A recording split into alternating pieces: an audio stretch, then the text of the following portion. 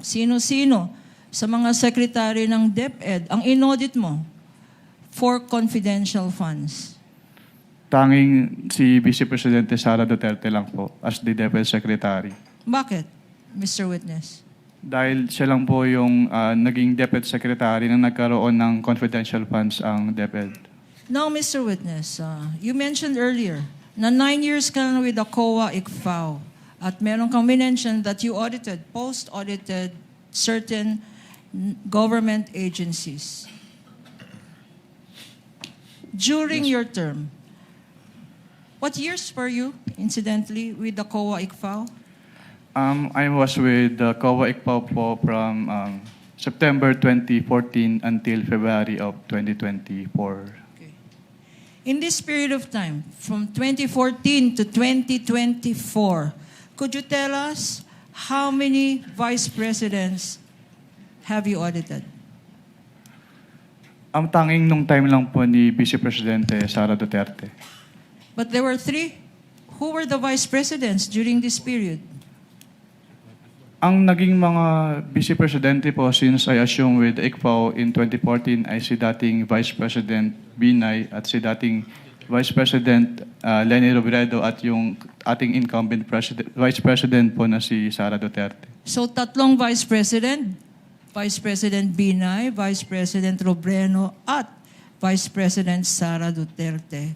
Sino-sino sa kanila ang inaudit mo tungkol sa confidential funds? Ang buhat po nung nag-assume ako nung 2014, tanging si Vice Presidente Sara Duterte lang po yung aking na-audit na may Bakit, confidential fund. Bakit, Mr. Witness? Bakit Vice President Sara Duterte lang ang inaudit mo ng confidential funds? Dahil po, since nung nag-assume po ako ng 2014 sa ICPAO, wala pong naging appropriation for confidential funds si dating Vice President Binay at si dating Vice President Robredo. Tanging si Vice President Sara Duterte lang po yung nagkaroon ng appropriation for the confidential funds. And in the same period of time, 2014 to 2024, kasama ba sa mga national agencies na minention mo ang Department of Education?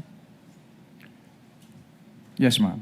And during this period, 2014 to 2024, sino-sino ang mga secretaries ng Department of Education? Sa pagkakaalala ko po, ang mga naging DepEd secretaries po ay sina dating Secretary Luistro, dating Secretary Briones at ang ating Vice Presidente in her concurrent capacity as the DepEd Secretary during that time po. At sino sa 3 ito? Sino-sino sa mga secretary ng DepEd ang inaudit mo for confidential funds? Tanging si Vice Presidente Sara Duterte lang po as the DepEd Secretary. Bakit, Mr. Witness? Dahil siya lang po yung naging DepEd Secretary na nagkaroon ng confidential funds ang DepEd. And could you tell us how much was the confidential funds of the Vice President that you said you audited? May I clarify po kung anong office po yung tinutukoy niyo? Office of the Vice President. Sa Office of the Vice President po, ang kanilang naging confidential fund ay from the fourth quarter of 2022 until third quarter of 2023 ay 125 million pesos per quarter. So ang total po nun ay 500 million pesos. Magkano naman ang confidential funds na inaudit mo sa DepEd, Department of Education? Ang inaudit ko naman po sa Department of Education, since ang kanilang cash advances ay from the first quarter of 2023 until the third quarter of 2023, at meron silang 37.5 million pesos quarterly cash advances. So ang naging total po nun ay 112.5 million pesos. Thank you, Mr. Witness. Ngayon, you said that you conducted the post-audit of both offices. Pag nagko-conduct ng post-audit, ano ang rini-require na documents para sa confidential funds?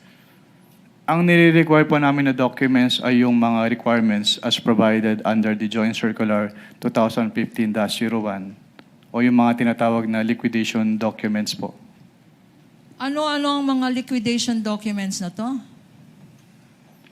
Based on the joint circular po, yung mga liquidation documents na yun ay yung kanilang liquidation reports, yung disbursement voucher na ginamit nila, yung land bank checks, yung obligation request, yung kanilang physical and financial plan, yung kanilang accomplishment reports po, and yung proof of submission noon to the Office of the President, the Senate President, and the Speaker of the House, yung certification of the accountable officers on the utilization of the confidential fund, yung designation po ng special disbursing officer kapag hindi si head of agency yung magiging disbursing officer, yung fidelity bond ng accountable officers at yung kanilang specimen signatures po. Okay. Your Honor, please, these liquidation documents submitted by the Office of the Vice President and the DepEd are among the stipulated documents of the counsel for the respondent, Your Honor. But for easy reference, may we also ask permission to flash them on the screen for the better appreciation of the senator judges. And may I Counsel? ask, I'm sorry. Please proceed. And may I ask Attorney Peña to please show these documents to our witness for purposes of comparison. Assisting counsel may approach the witness. Likewise, the respondent. assisting counsel for the respondent. Thank you.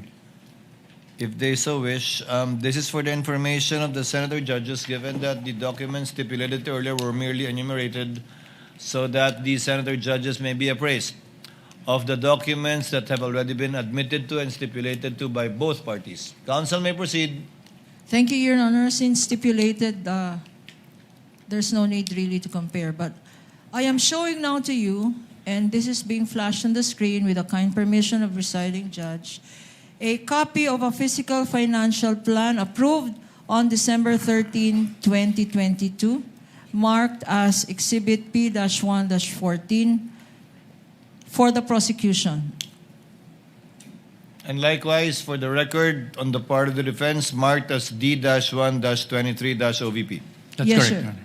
Yes, Your Honor. Will the witness please respond? Okay. Sa bottom portion, give me look. Sa bottom portion,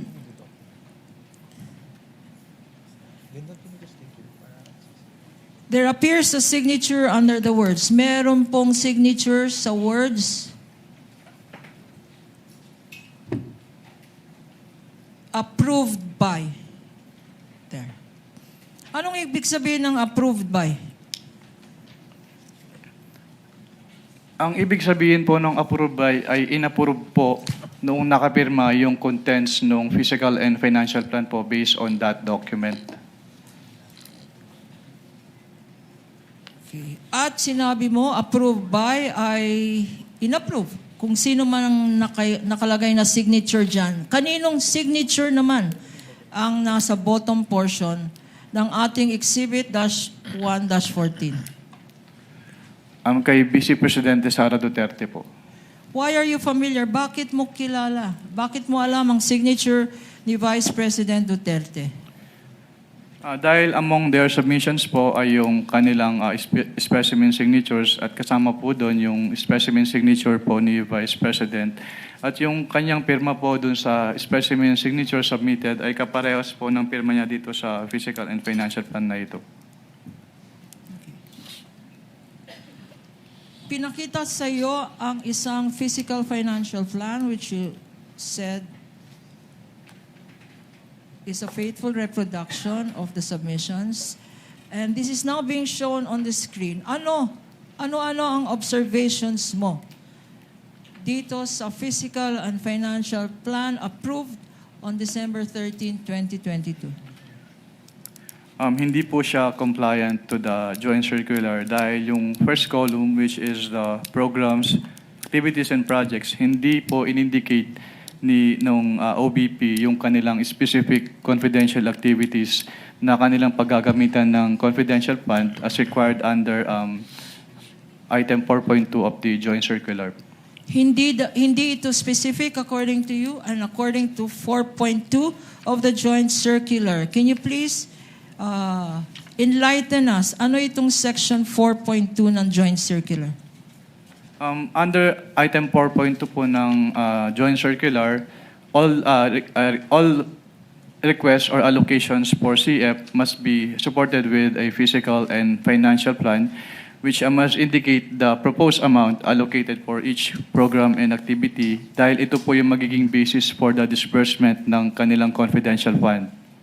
At yung mga sinabi mo, nakikita ba dyan sa dokumentong yan? Wala, based po on this submitted physical and financial plan, hindi po nakikita rito yung kanilang specific confidential activities na kanilang pagbabasihan sa kanilang disbursement. Apart from this, yung nakita mo sa column 1, ano pang ibang observations ang masasabi mo dito sa dokumentong ito? Since yung columns for the expected outcome as well as yung column for the physical target mas match po yung specific confidential activities. So hindi rin po nakamatch or hindi rin compliant yung columns po as mentioned.